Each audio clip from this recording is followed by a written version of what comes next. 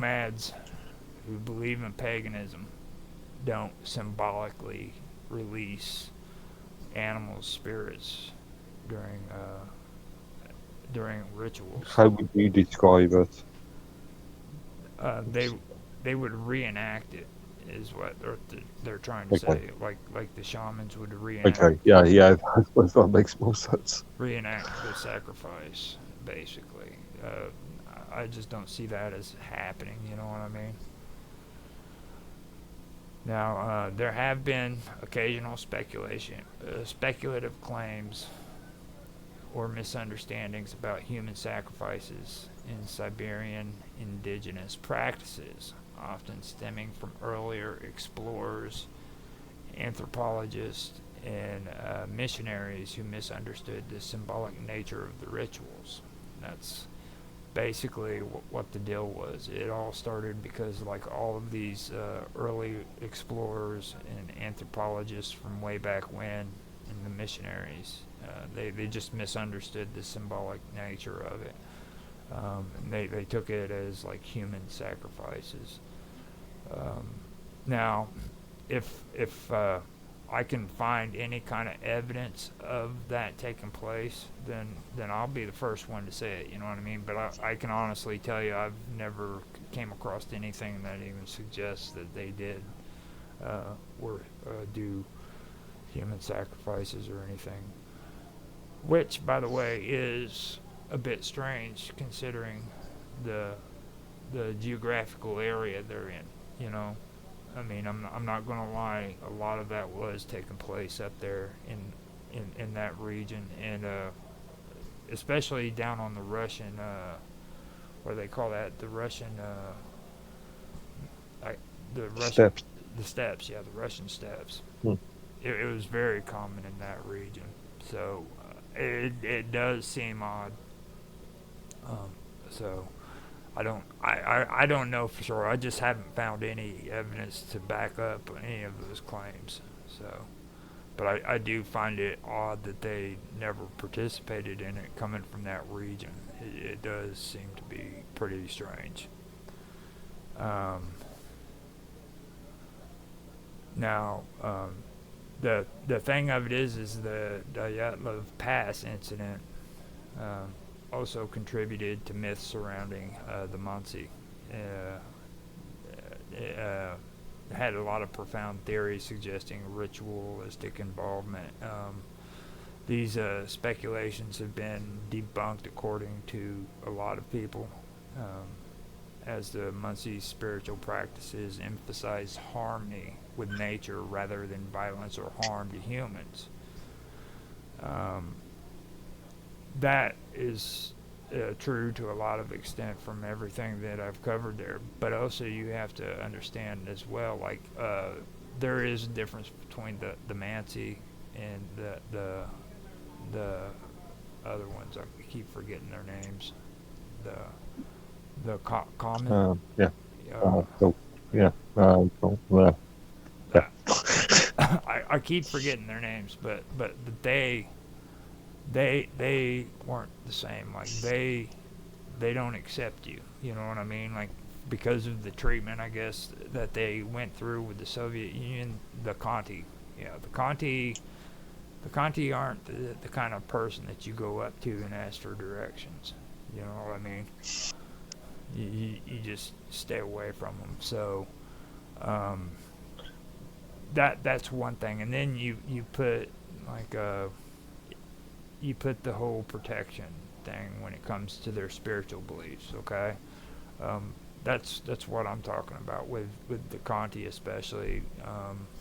I think maybe not as much with the Monty, but with these Contis, they have a very bad reputation because of uh, the way they the way they act around people who are outsiders. You know what I mean? Hmm. They aren't the type of person that's very social with you if you aren't a part of their tribes and stuff of that nature. And they have every right to. You know, I mean, they've like I said, they had to fight against the Soviets during the Cold War and stuff of that nature. So I can see where they would be a bit standoffish, you know. So what's your take so far? Mm, yeah, well, yeah. um, I can comment to that. I've already commented. Yeah. Okay, so now, like I said, these have all been basically debunked. You know, if anybody out there has any kind of evidence that backs up the fact that these guys committed these kind of things, then I'd be more than happy to look at them. You know what I mean? Um, I personally do see things in like some of the evidence that they've thrown up in this case with the Dyatlov Pass incident when it comes to like what they talk about with their beliefs and everything. They're because you got to understand something. This is a case that's unsolved. They really don't know what happened when it comes to that. You know what I mean? So, and I don't believe that there would be any violence from the Monsi, but the Conti, there is a good chance that there was something that I'm not going to say a good chance, but there is a possibility that they could have done something. You know what I mean? So I wouldn't leave that entirely out of it. Mm, You know, because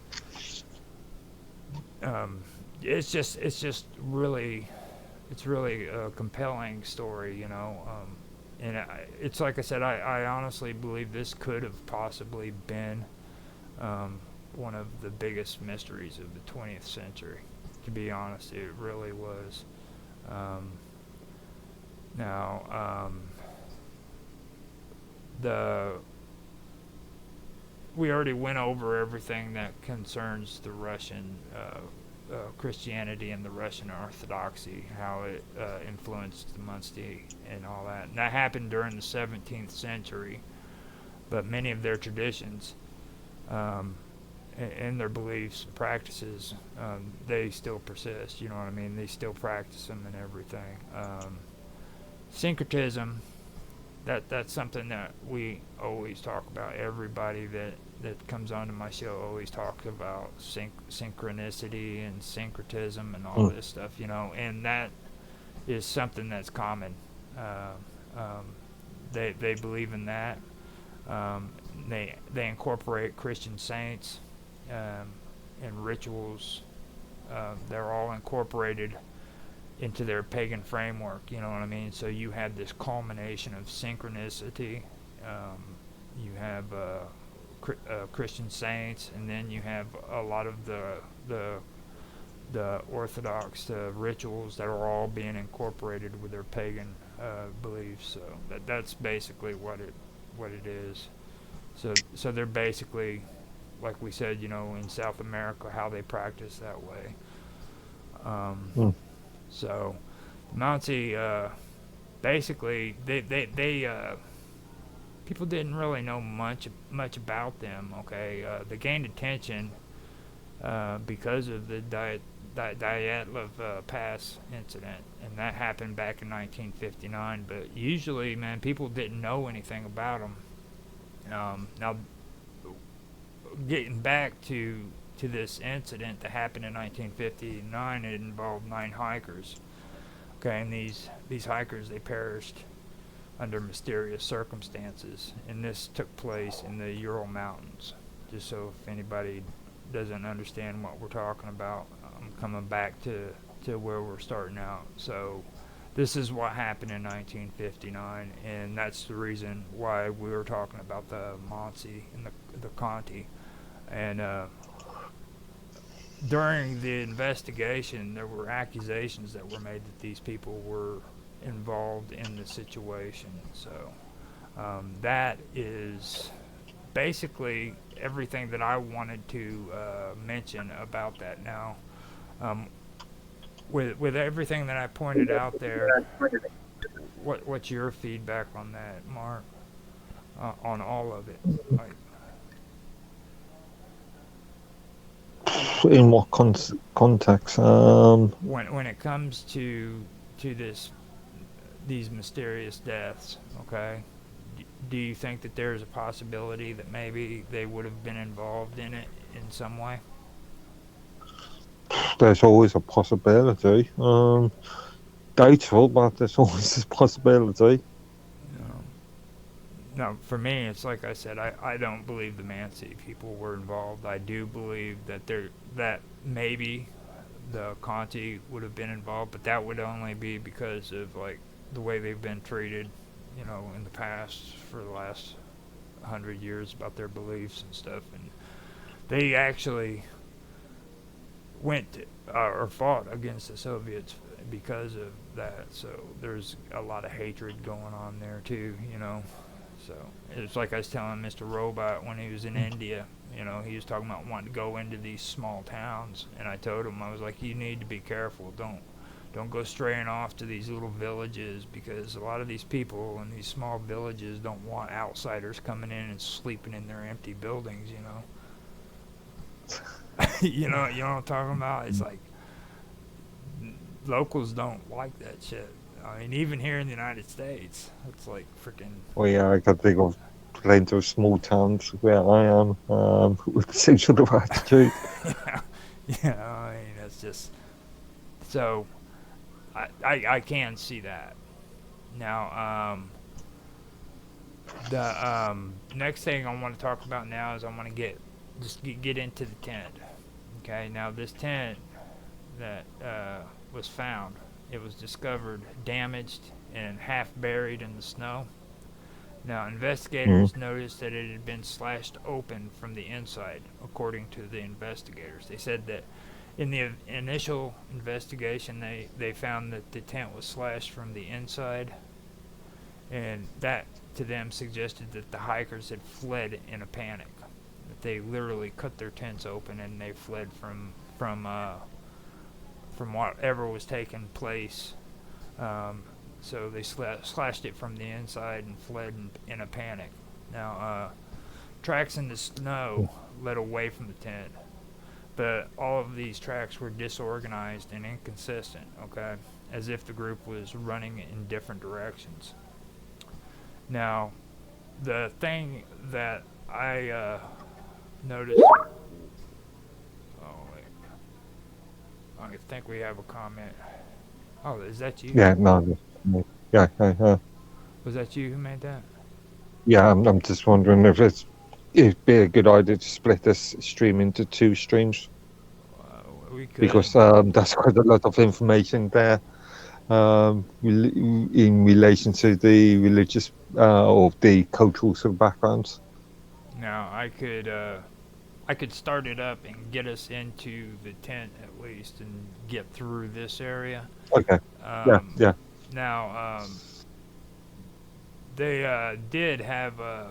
Now, what I want to do is I want to get down to this, but there's a part that comes up that involves military involvement and everything. We can get through into that. Now, Okay. if you want to, we could split it up, but I mean, we can get it. Well, it's quite a large subject, so I'm just thinking it might be more practical to do that. Now I can do like the initial investigations and stuff Yeah. stuff, but the part about the radiation being discovered, there were several anomalies that took place on that, which really started the whole mystery behind it. You know what I mean? But right now, if you want, we can talk about just go over like the injuries. You know what I'm saying, Yeah. and the damage of the tents and stuff, and then we can finish it off if you want to do that, and then we can come back later and talk Yeah. about the rest of it, because you're right that the whole thing with the radiation being detected there